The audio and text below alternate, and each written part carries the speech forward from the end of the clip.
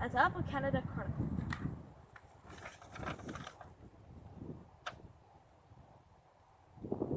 That's right, that's the Chronicle I am working at. Now make the pictures color. Thanks. Today I will cover the Battle of Queenston Heights. As you see, I am at the place where it all happened. Oops! Wrong century, wrong place. Okay, so we are in Ontario, which is the Upper Canada in 1812.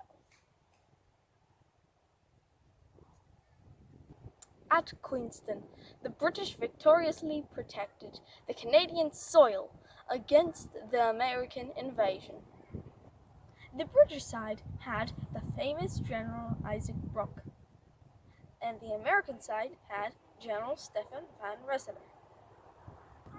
The Battle of Queenston Heights took place on a long, steep slope at an edge of a plateau overlooking Queenston Village, along the Niagara River in Upper Canada on the 13th of October 1812. Eyewitness James B. Dennis painted the scene of the battle. Queenston Village is on the right. That means it was painted from the Canadian view, because if you are in Canada north of Queenston and look at the Queenston Village, now town, you see it on the right. But why did it happen?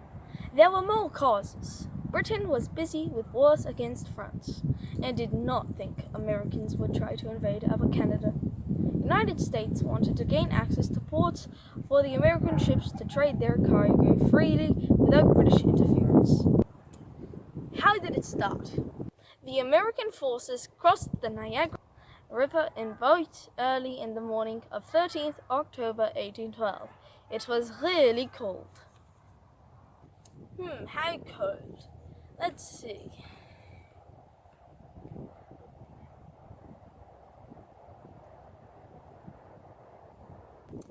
Oops, wrong century again. They were not able to check the weather on a cell phone, as they did not have cell phones or a network for that matter.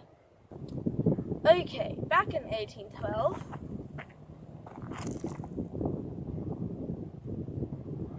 we see the Americans in boats dressed in blue with the American flag.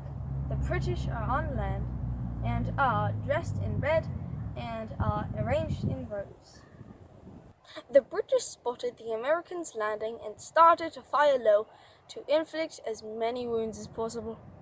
At first, Americans seemed to be winning, as they were more than British and took the hill fast.